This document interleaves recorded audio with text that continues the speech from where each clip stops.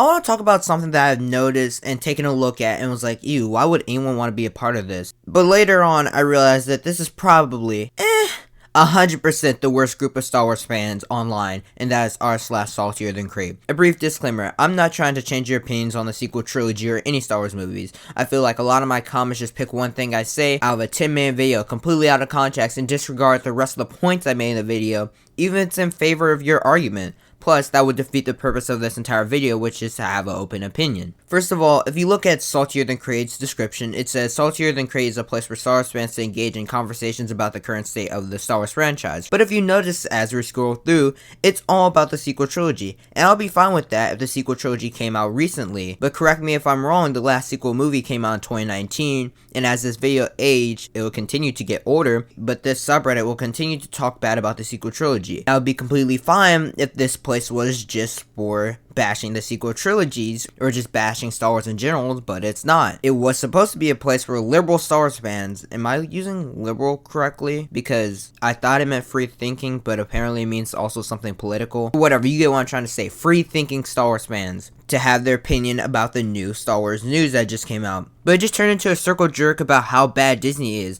and it's nothing really to do with the recent state of Star Wars or the Star Wars community as a whole. Yo, this is my first live reaction, so let's see how this goes. Alright, we're on Saltierthancrait. Okay. I'm kind of scared I might die due to the toxicity and the salt. Let's scroll through. The sequels were doomed for a reason. A big reason that no one talks about the sheer 30-year distance between the end of the original trilogy and the sequel trilogy. A ton of important things should have happened between Return of the Jedi and the Force Awakens, like establishing the New Republic, the war between the remnants and the New Republic, rebuilding the Jedi Order, and becoming the Master. The time problem isn't an issue between A New Hope and Revenge of the Sith because nothing big happens between them. The rebels are upstart ragtag group. A New Hope and the Empire establishes itself as a predominant galaxy power at the end of Revenge of the Sith. The obvious reason why this was done was nostalgia bait. Lucasfilm want the original cast, this blah blah blah blah blah blah blah. This is dumb. You want to know why? There's a lot of reasons why this is dumb. First of all, the 30 years setup thing has literally nothing to do with the movies. If you dislike them, the movie wouldn't have been different. Okay, someone else said it. I think the films could have still worked with a 30-year gap if it had been written better. Yeah, regardless of the 30-year gap, that doesn't really matter.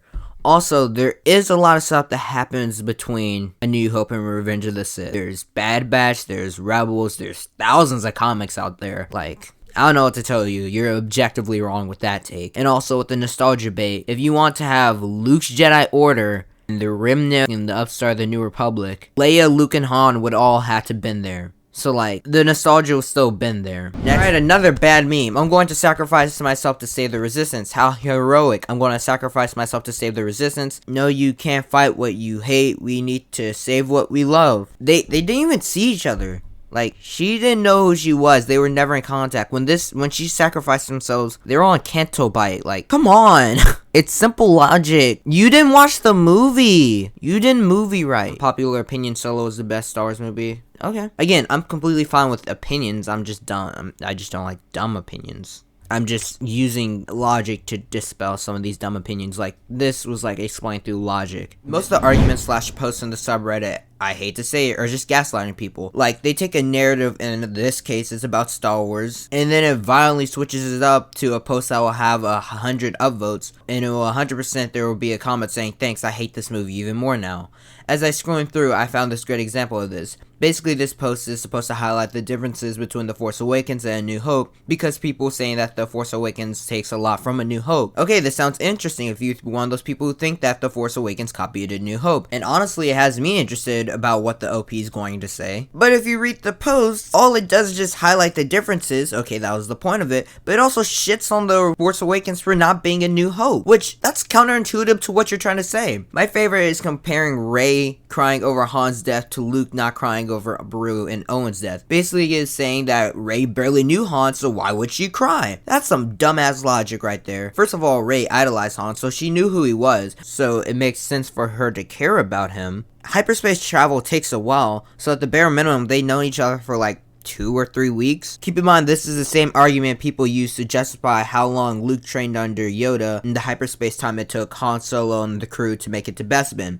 I'm not defending the sequel trilogy in this situation. I'm just using the same argument that you guys use for Empire Strikes Back to help with The Force Awakens. Also, imagine you just met your idol, and not only is he not a weirdo like Kyrie Irving, but also offers you a job to work right beside him nearly every single day. And a few days later, he gets stabbed by his son. I think you would cry too, honestly. Also, Luke originally cried, but George changed it to have a more neutral reaction so fans could project their own feelings to Luke. I feel like this entire post right here is a stupid ass post. That's just my opinion, and this will be a common theme in this subreddit. There's a lot of dumbass posts like this that have literally nothing to do with the current state of Star Wars. So as interesting as the concept of this was, is dumb.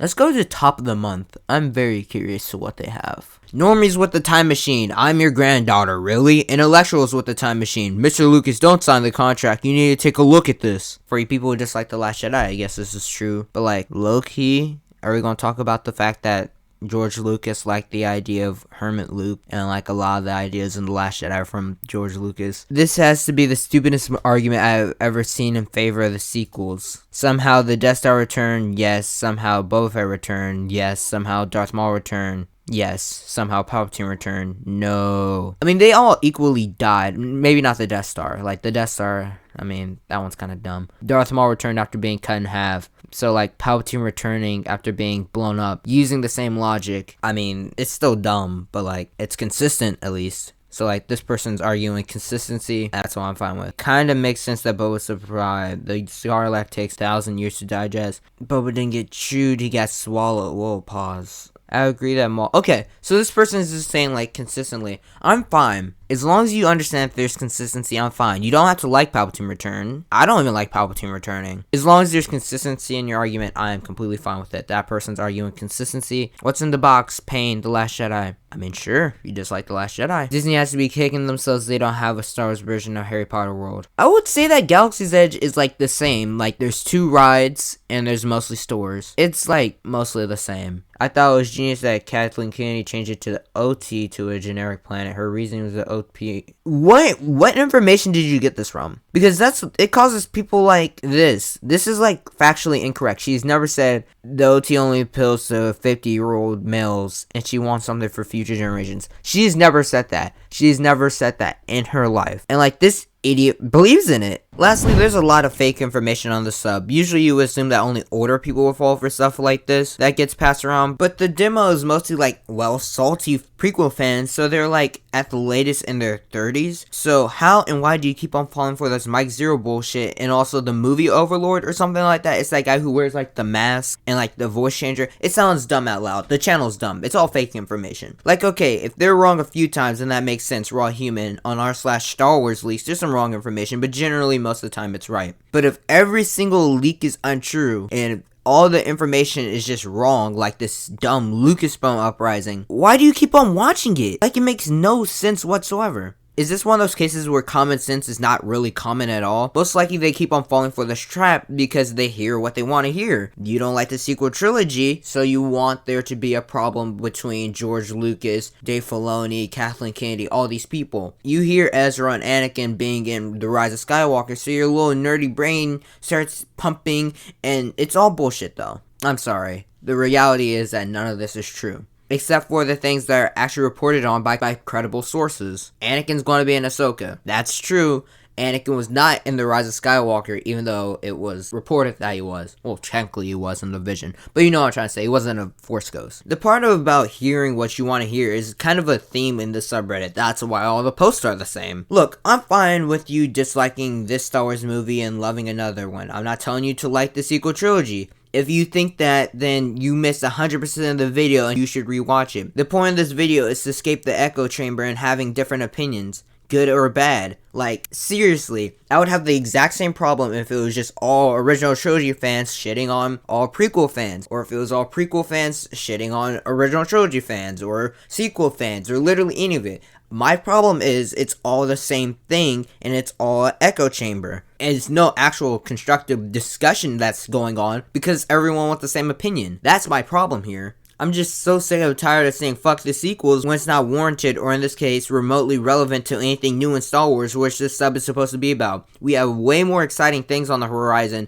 regardless of the fact if you like the sequels, regardless of the fact if you like Disney. There's something for you out of all the stuff that's new coming out. So why aren't we discussing that? Instead of movies that started 7 years ago. Jesus Christ, I'm starting to feel old. I would rather see actual relevant Star Wars discussion and less of this stupidity right here, because Jesus Christ, what is this? As it stands, what I find the most funny is that this place went from I have a hot take about Star Wars to really everyone having the same cool take, and those who are different and have something actually current to say about Star Wars just gets buried. It's kind of a sad cycle, to be honest. The same thing over and over again, the same misinformation, the same hate, the same dumb meme that we have seen thousands of times. Why go here in the first place? Everyone has the same opinion as you. It really adds zero value to your life, except to make you more upset about the fact that these movies came out and not really think about all the new stuff that is coming out. But hey, what do you think about this video? If you're upset about the fact that I mentioned the sequel trilogy and not in a completely negative light, then I'm sorry about that. You can dislike. At this point, there's nothing else I can really do. But hey, this was a fun video to make, so keep that in mind.